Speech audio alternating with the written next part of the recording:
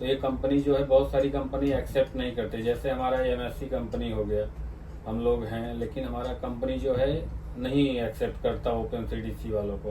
Okay. अगर open CDC वाले हैं तो इधर मतलब फिटर में आ सकते हैं और पंप मैन में आ सकते हैं, इसी में उनका है। बट जो हमारा कंपनी का स्टैंडर्ड है, वो लोग मतलब जीपी रेटिंग सर्टिफिकेट आपका 6 मंथ का मांगेंगे ही मांगेंगे, तभी आपको जॉब देंगे, अदरवाइज नहीं देंगे वो लोग। ओके। तो अभी ये हो गया कि जॉब का, चलो किसी ने कोर्स कर लिया, सब कुछ हो गया, वो सिप पे आ गया। तो अभी सपोज करो किसी को कंपनी भी मिल गई, या जो एंग्लो से करके आया या किसी और कंपनी से करके आया, उसे जॉब भी मिल गई। तो अभी जब एज ए सबसे पहला जो रैंक होगा जहाज पे होगा ट्रेनिंग का। ट्रेनिंग मान लीजिए जैसे ओपन सीडीसी वाले हैं, कहीं छोटी मोटी कंपनी में जाके ज्वाइनिंग भी कर लिए, तो जैसे हम लोग अपना जीपी रेटिंग का वॉच कीपिंग निकालने के लिए सबसे फर्स्ट हम लोग जीपी रेटिंग वाले 9 मंथ में निकाल लेंगे। सीओपी जो निकाल, नहीं वॉच कीपिंग सबसे फर्स्ट आपको वॉच कीपिंग निकालना होगा। 9 मंथ के बाद पहले वॉच कीपिंग निकालना। मिनिमम 5000 जीआरटी से ऊपर रहेगा तभी आप वॉच कीपिंग निकाल पाएंगे। तो जो ओपन सीडीसी वाला रहेगा वो तो 5000 जीआरटी वाले से कम वाले रहेंगे तो उसका निकलेगा नहीं निकलेगा। बट ये हमारा मतलब जो कहता है एमएमडी कि मिनिमम 9 मंथ हम लोगों का ऑन बोर्ड रहेगा, उसके बाद 6 मंथ वो कैलकुलेशन होता है क्या जीपी रेटिंग स्कूल का, इंस्टीट्यूट का। तो ये दोनों इंक्लूड होके हम लोगों का 9 मंथ अगर ऑन बोर्ड सेल कर लिए, सॉरी 6 मंथ अगर सेल कर लिए तो हम लोगों का आ जाएगा वॉच कीपिंग। ओपन सीडीसी वालों का क्या है कि आप मतलब सी सर्विस आपको 18 मंथ चाहिए, तब आप वॉच कीपिंग निकाल पाएंगे। वो भी 5000 जीआरटी से ऊपर वाले। हाँ 5000 जीआरटी से ऊपर वाले हैं। ठीक है।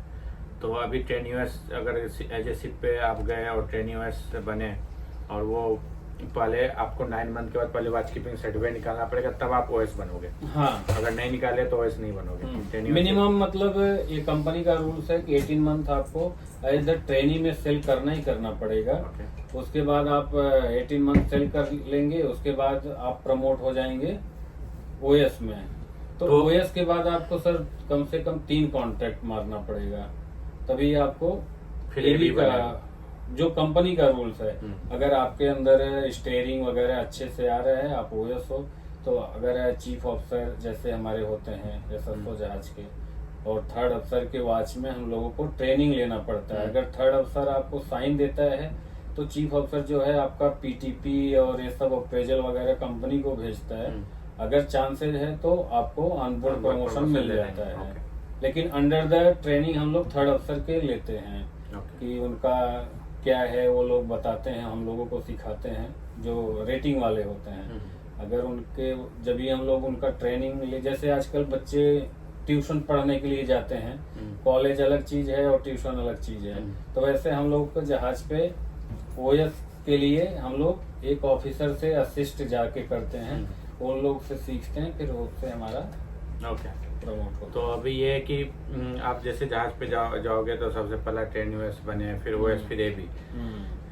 तो अभी ट्रेन यूएस का सैलरी क्या होता है, और सैलरी कैसे आप लोग का सैलरी कहाँ से स्टार्ट होता है और कहाँ तक मैक्सिमम जाता है? देखिए सर, हमारा सैलरी जो है ट्रेनिंग ओएस में अगर आप अच्छी कंपनी में हो तो मतलब $350 से स्टार्ट होता है ट्रेनिंग में। $350 ना उसमें आपका वोटिंग अराउंड हो गया आपका वो 30,000 के अराउंड से स्टार्ट होता है। इंडियन मनी लमसम वही 32,000 के आसपास हो गया। लेकिन इसमें सर आपको 18 मंथ इसी मतलब सैलरी में काम करना होगा। 35,000 18 मंथ, जब तक आप ट्रेनिंग हो तब तक आपको 35,000 के अराउंड मिलेगा। फिर ओएस का सैलरी क्या रहेगा? ओएस का सैलरी जब आप प्रमोट हो जाएंगे तो आपका मतलब जिसमें ओटी भी आपका इंक्लूड हो जाएगा। और एवरेज नॉर्मल सैलरी कितना रहेगा? सैलरी आपका सर 1150 के आसपास हो जाएगा। मान लो 1200, तो अराउंड 1 लाख रुपीज। हाँ 1,20,000। तो ओएस का सैलरी जब आप ओएस बनोगे तो 1 लाख रुपीज आपका पर मंथ का सैलरी रहेगा। फिर जब एबी बनोगे तो एबी बनेंगे सर, तो उसमें जो है कि हमारा $180 और प्लस हो जाता है, तो अराउंड 1400 के अराउंड सैलरी रहेगा। हाँ 3,000 3380 हाँ 1,388। हाँ ठीक है, 1400 के अराउंड सैलरी रहेगा। तो ये आपको अराउंड जो है 1.2 लाख के अराउंड का पर मंथ का सैलरी का मिलेगा। फिर इसके बाद आप प्रमोशन लोगे एज ए बोसन में। हाँ एबी से बोसन बनने के लिए क्या करना पड़ता है?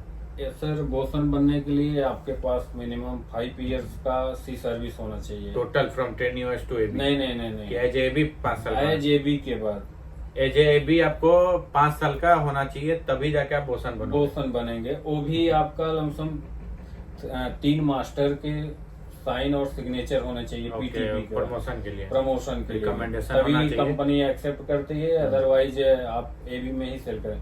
क्योंकि बोसन का काम जो होता है सर थोड़ा सबसे हटके होता है।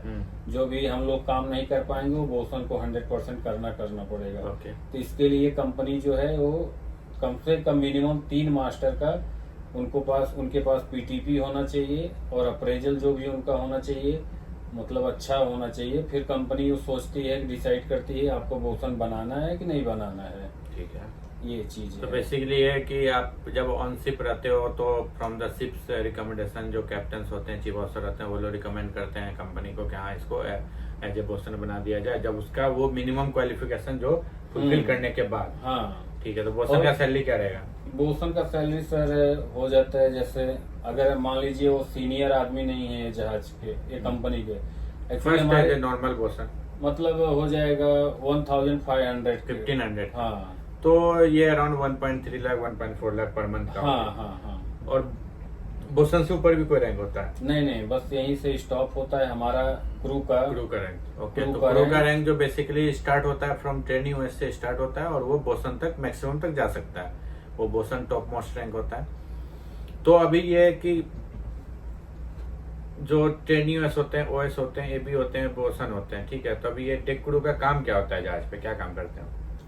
मैं बेसिकली सर ट्रेनिंग ओएस जो आता है तो उसको मिनिमम हम लोग अपने अंडर में रख के सिखाते हैं कि अपने लेवल को बनाने के लिए। तो जैसे क्लीनिंग वगैरह हो गया, चिपिंग हो गया, पेंटिंग हो गया, तो नॉर्मल डेक मेंटेनेंस जॉब। हाँ, वो बस किसी के साथ अकेले नहीं करता है, किसी के साथ हाँ, साथ वो करता है। किसी के साथ साथ हाँ। उसको रखेंगे, अकेला जहाज पे किधर भी नहीं छोड़ेंगे। ओके। अगर आप ट्रेनिंग ओएस से आप सीख गए काम, तो आप प्रमोशन हो गया ओएस में, तो आपको एक जिम्मेदारी दी जाएगी। तो उसको मतलब एक हमारे जो बोसन है वो एक्सेप्ट करते हैं, हाँ कुछ काम दूंगा तो कर देगा।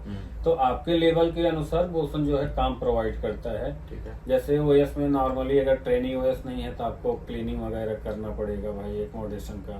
और डेक में जैसे किसी का असिस्ट करना होगा, कुछ तो लाना बेसिकली होगा। ये है कि शिप पे जो ट्रेनिंग्स होता है वो किसी के साथ काम करेगा।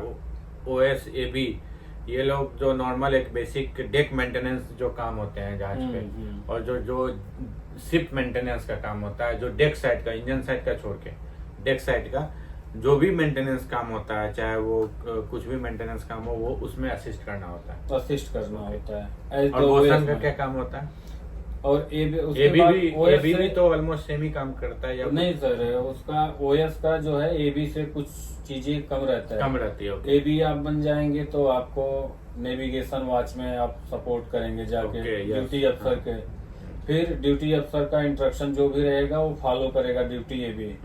और ड्यूटी एबी में क्या है कि उनका 4 घंटे तो नेविगेशन वॉच में ठीक जाएगा, है, नेविगेशन वॉच में जाएगा। असिस्ट करेंगे। उसके बाद उनका 4 घंटे जो है वो डेक मेंटेनेंस के लिए आएंगे, तो उनको प्रोवाइड जो है बोसन करता है क्या काम उनको करवाना है। ओके। क्योंकि मेंटेनेंस में हमारा डिसाइड बोसन ही करता है, अदरवाइज बोसन और चीफ अफसर का जो भी मीटिंग चलता है, टूल बॉक्स मीटिंग, तो उसके हिसाब से बोसन हम लोगों को प्रोवाइड करेगा। तो बेसिकली जो ओएस वॉच नहीं करता है? नहीं, ओएस का नेविगेशन वॉच है ही नहीं है। ठीक वो है, तो- जाके खाली थर्ड अफसर के वॉच में जाके सीखता है। ओके। तो एबी लोग जो होते हैं वो 4 घंटे नेविगेशन वॉच करते हैं, फिर रेस्ट जो 6 घंटे उसका बचा, 4 घंटा नॉर्मल, क्योंकि 10 घंटे का ड्यूटीज होता है किसी भी बंदे का ऑन द शिप। तो 4 घंटा नेविगेशन वॉच किया और 6 घंटे वो डेक मेंटेनेंस का काम वो करते हैं। फिर वो जो same like as a OS या जो बाकी लोग करते हैं उसमें वो इन्वॉल्व रहते हैं। इसके बाद बोसन का क्या काम रहता है? बोसन का सर काम रहता है कि बोसन हमारा सबसे हाई, मतलब क्रू का हाई रैंक होता है। तो बोसन और मतलब जो भी मेंटेनेंस है, जो भी जहाज का डेक का डिपार्टमेंट का जो भी काम भी है, सारा वो बोसन के अंडर में आता है।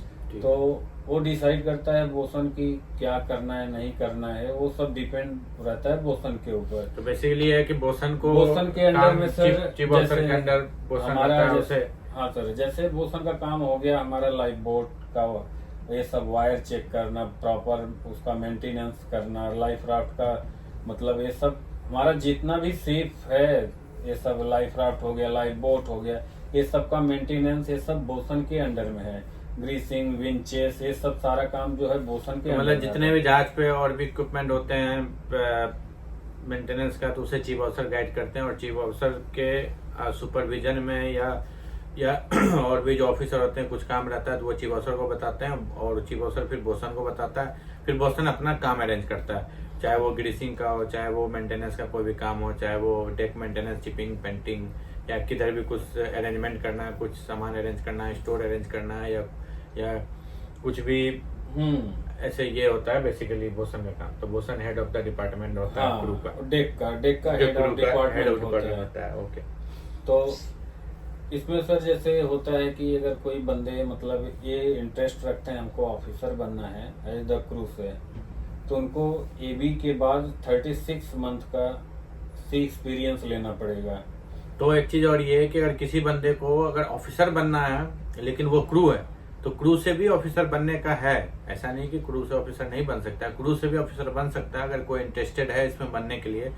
तो पहले वो क्रू ज्वाइन किया, वो शिप पे आया, उसे लगा कि वो है टैलेंटेड है, या उसका जो एजुकेशन लेवल है या जो उसका सेल्फ इंटेलिजेंट है वो क्रू के इक्विवेलेंट नहीं है, उसे ऑफिसर बनना ऑफिसर के लेवल का है, तो फिर वो मिनिमम 36 मंथ का उसको 36 सी टाइम होना चाहिए। सी टाइम होना चाहिए ओके, एज द एबी में। एज एबी में, ओके, एज द एबी में आप 36 मंथ का अगर सी एक्सपीरियंस ले लेते हैं तो आप चॉइस करेंगे कि हमको एग्जाम कहाँ से, आपको सीओसी निकालना है, आपके अंदर टैलेंटेड है, आप यूएस इसमें बेसिकली जो जीपी रेटिंग का जो ये जो क्रू लोग होते हैं वो लोग जो एग्जाम देते हैं वो या तो मोस्टली यूके से जाके देते हैं या तो इंडिया से देते हैं। इंडिया में क्या है कि सबसे पहले एनसीबी का एग्जाम निकालना पड़ता है जो कोस्टल वेसल के लिए होता है, तो वो सिर्फ आप ऑफिसर कोस्टल वेसल में बन पाओगे।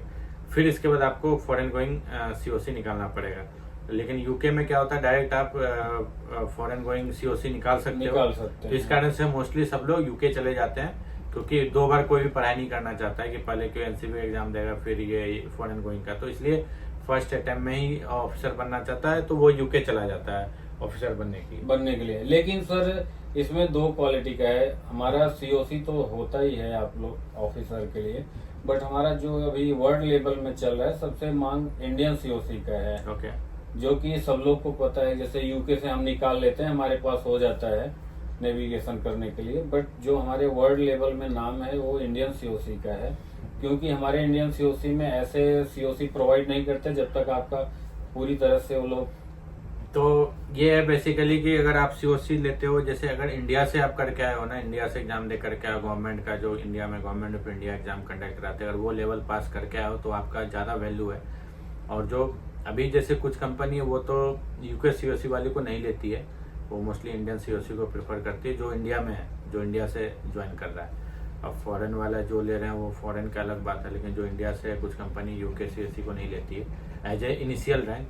आफ्टर मास्टर चिपमेट और अदर रैंक चल सकता है, लेकिन जो इनिशियल रैंक होता है वो इंडियन सीओसी प्रेफर करती है, उसको ज़्यादा होती है। तो आप ये एज ए क्रू भी बन सकते हो, लेकिन उसके लिए आपको यूके में जाना पड़ेगा और वहाँ पे अराउंड 15 to 20 लाख रुपीस जो फी होते हैं वो खर्च करने पड़ते हैं, तभी जा करके आप ऑफिसर बन सकते हो। तो ऐसा कुछ नहीं है, बहुत लोग बनते हैं, बहुत लोग, काफ़ी लोग होते हैं जो कि ग्रुप बैकग्राउंड से आते हैं। मैंने भी बहुत लोग को देखा है, हमारे बहुत सारे नोन में भी हैं जो कि ग्रुप बैकग्राउंड से ऑफिसर बने हैं। तो वो अगर आपका टैलेंट है, अगर आप एग्जाम क्वालिफाई करने के लायक हो और आप मेहनती हो तो you can do, it's not a very tough job that you can not do, anything can possible in this world.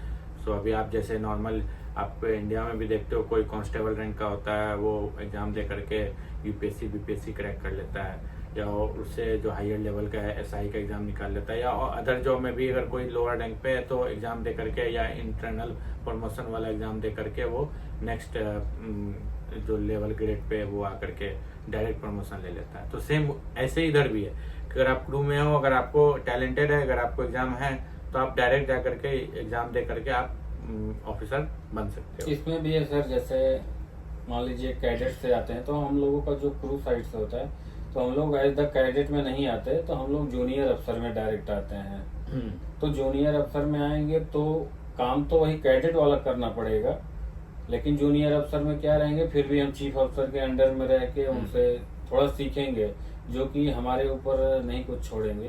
Okay. तो यही मतलब हम लोगों का है, और बाकी का सब जैसा भी है सब लोग द वीडियो की वजह से सब लोग देख ही सकते हैं क्या है कैसे। तो हमारा आज का जो ये था ब्लॉग था, काफ़ी अच्छा लगा इनसे बात करके, काफ़ी ज़्यादा इन्फॉर्मेशन इन्होंने दिया है।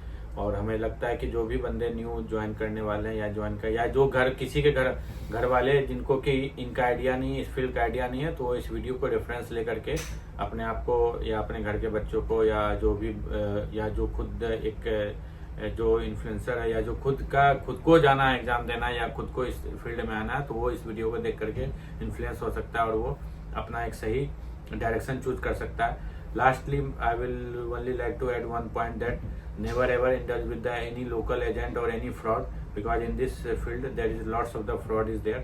So always only go where the right direction is given, or where the you have the many institute which is the approved by the DGCP and also the governed by the MMD. So in that institute only you join, otherwise don't join. And never ever indulge with any frauds or agents, because it will lead to your career also. You will waste your money, you will lose your career also, because कभी कुछ ऐसे भी case आए हैं कि agent के चक्कर में रह के और फ्रॉडगिरी के चक्कर में फंस के खुद भी जेल जाना पड़ सकता है। तो कभी भी एजेंट के चक्कर में मत पड़े। कोई भी अगर किसी को भी, आजकल यूट्यूब का ज़माना, गूगल का ज़माना है, तो कोई बहुत बड़ा वो नहीं है, आप यूट्यूब पे सर्च कर सकते हो how to join merchant navy. तो काफ़ी लोगों ने वीडियो बना रखे हैं, हमारे भी चैनल पे बने हुए हैं, तो आप वहाँ जा कर के देख सकते हो। तो कुछ इसमें ऐसा नहीं है कि पहले था कि चलो उतना इन्फॉर्मेशन नहीं रहता था, आज तो बहुत सारी इन्फॉर्मेशन है, तो आप वहाँ से रेफरेंस ले सकते हो। तो ओके, तो अभी मैं ये वीडियो को यहीं ख़त्म करूँगा, तो will meet in the next blog. So अभी ये वीडियो यहीं ख़त्म करूँगा। Thanks for watching my blog. Thank you sir.